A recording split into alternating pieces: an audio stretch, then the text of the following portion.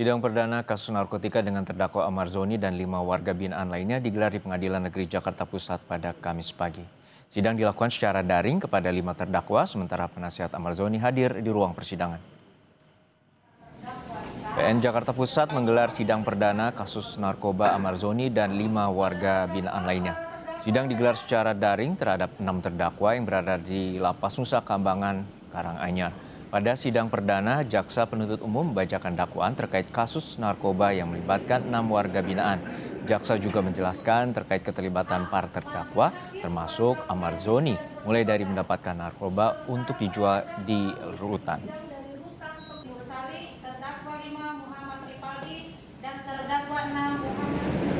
Bisa dengar kata-kata saya? Ya, Bu. Mulai, saya akan membacakan lampiran surat edaran Mahkamah. Terdakwa 1 diperintahkan menuju tangga tipe 3 Blok T untuk mengambil barang yang ditempel atau diletakkan di tangga tipe 3 Blok T yang berada di dalam bungkus rokok udara filter yang di dalamnya berisikan narkotika jenis sabu. Setelah berhasil mendapatkan narkotika jenis sabu, terdakwa 1 langsung membawanya ke kamar untuk dijual bersama-sama dengan terdakwa 2. Saya minta maaf kepada keluarga saya. Saya meminta maaf kepada masyarakat semuanya yang sudah kecewa sama saya. Aktor Amar Zoni yang sudah berkali-kali tersandung kasus narkoba kini menjadi penghuni lapas Super Maximum Security Nusa Kambangan di Cilacap, Jawa Tengah. Amar dinilai berisiko karena mampu menjadi pemasok narkoba di dalam lapas. Kejari Jakarta Pusat mengungkap dalam kasus terakhir, Amar berjualan narkotika jenis sabu dan ganja sintetis saat menjalani hukuman di rutan Salemba. Kasubdit Kerjasama Direktorat Jenderal Pemasyarakatan Rika Aprianti menyatakan Amar Zoni merupakan warga binaan pemasyarakatan yang tergolong berisiko tinggi atau high risk. Amar juga melakukan pelanggaran berat sehingga ditempatkan di lapas dengan pengamanan super maksimum. Masuk kategori high risk ke lapas super maksimum Nusa Kambangan, Karanganyar. Dan seperti memenuhi persyaratan untuk Amar Zoni masuk dalam kategori high risk. Beberapa pelanggaran kasus narkoba yang sudah dilakukan yang sekarang juga masih dalam proses hukum dan terus berjalan. Jadi ini salah satu langkah tegas. Ditemukannya narkoba saat berada di lapas Salemba menjadi kasus keempat aktor Amar Zoni. Ia pertama kali ditangkap di rumahnya pada Juli 2017. Kala itu polisi menyita ganja seberat 39,1 gram sabu. Kasus ini berakhir dengan hukuman 1 tahun penjara dan rehabilitasi. Amar Zoni kembali ditangkap pada Maret 2023 dengan barang bukti sabu seberat 1 gram yang dikonsumsinya di rumah. Setelah dipenjara selama 7 bulan, ia bebas pada 4 Oktober 2023. Di tahun yang sama, kasus ketiga Amar Zoni. Ia kembali diperiksa polisi di sebuah apartemen di Serpong, Tangerang Selatan. Barang bukti yang disita antara lain sabu 4,6 gram, ganja 1,3 gram.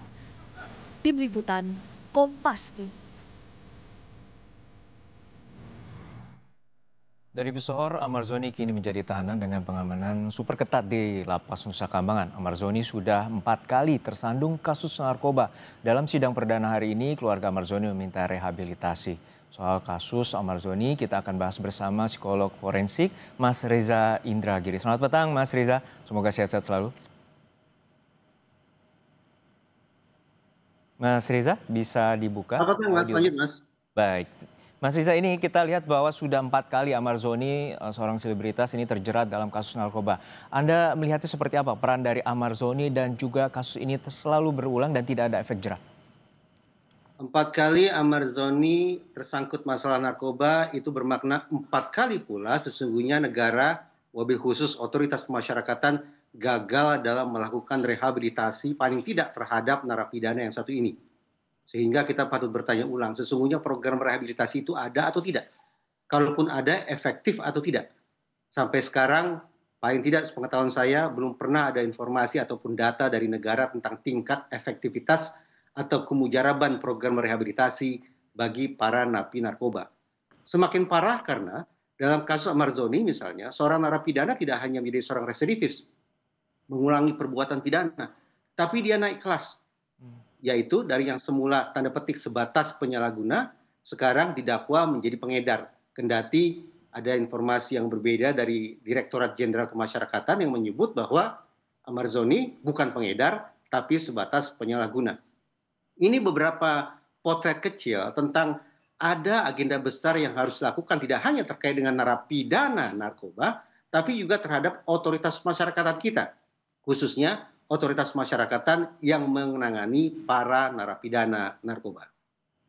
Ada dua hal terkait sama rehabilitasi dan juga pengawasan di dalam rutan itu sendiri dan juga adanya sindikat jaringan narkoba. Anda melihat seperti apa? Pengawasan yang kurang, kemudian adanya juga rehabilitasi yang kurang bermanfaat ataupun kurang efisien untuk menimbulkan efek jera bagi para pengedar ataupun pengguna. Sebetulnya kalau kita mau jujur sudah menjadi rahasia umum bahwa narapidana narkoba begitu masuk ke dalam penjara, dalam kurung lembaga pemasyarakatan, ternyata penjara tidak berhasil menjadi sebuah lingkungan yang steril. Apalagi lingkungan yang memiliki efek rehabilitatif bagi sang pesakitan. Justru saya khawatir bahwa Amarzoni merupakan contoh bahwa penjara sudah menjadi lingkungan kriminogenik.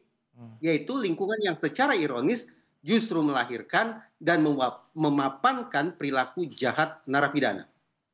Ini sekaligus merupakan kritik lebih jauh terhadap ada dua model sesungguhnya yang menjelaskan mengapa kemudian seorang penyalahguna lagi-lagi menyalahgunakan narkoba. Pertama karena importation model, yaitu model perpindahan.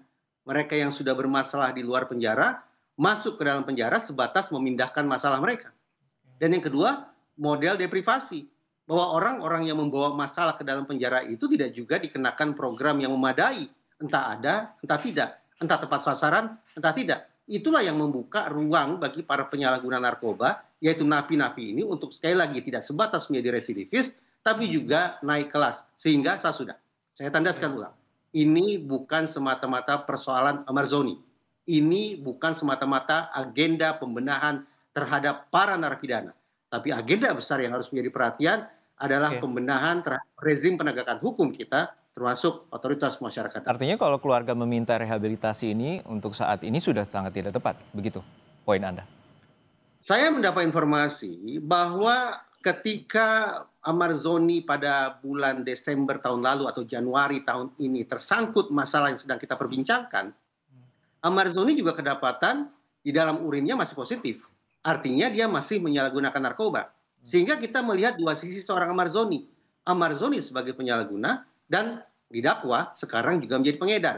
Amarzoni sebagai seorang penyalahguna, tak lain tak bukan dia memang harus dikenakan pengobatan, dikenakan rehabilitasi.